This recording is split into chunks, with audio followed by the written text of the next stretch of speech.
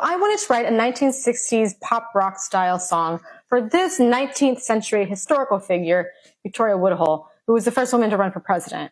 And that byline makes her sound a lot more tame than she was, but that is for another video. So the question is, how do you write a modern rock song for a historical figure while folding in elements from their time period so that it creates a song that feels fused together and coherent? And at the same time, using the music, the harmony itself, to tell the story. So I picked the 1960s because Victoria Woodhull was one of the early pioneers of the free love movement in the 1870s, and that didn't really take off until almost 100 years later into the 1960s. At the same time, music from her time period was a bit more like Stephen Foster type songs, so like Camp John Races, Old Susanna, My Old Kentucky Home, that kind of thing. So one way I did that was to weave in these little grace notes that show up in the second verse of her song.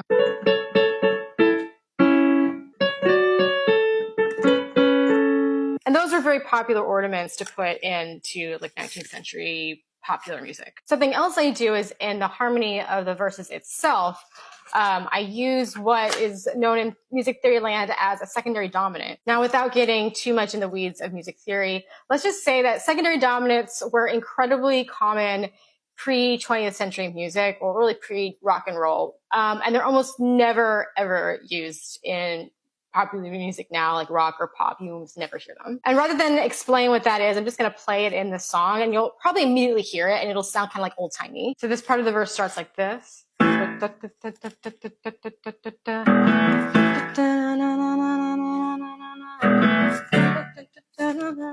a secondary dominant. So that is a very subtle thing, and it's intentionally subtle because I don't want the audience to be like, oh, is that a secondary dominant? I just want you to get a sense that it's like from an earlier time period. But then in the chorus, something else happened, because Victoria, like all the other women in this musical, are very much ahead of their time.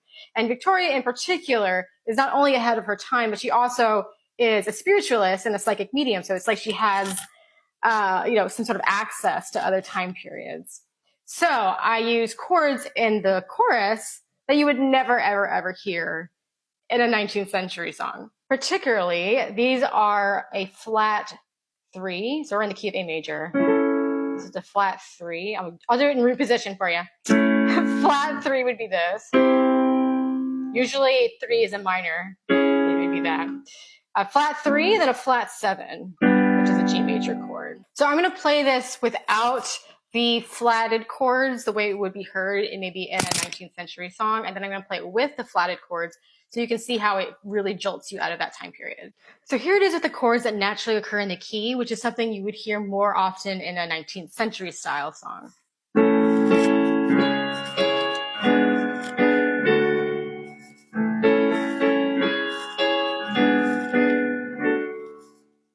And really, even going to the 4 chord at the end there is a little modern. Usually you would hear like that.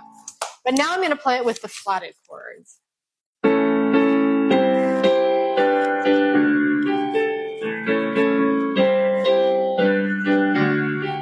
now I'm going to play the whole first chorus for you so you can hear how it all flows together.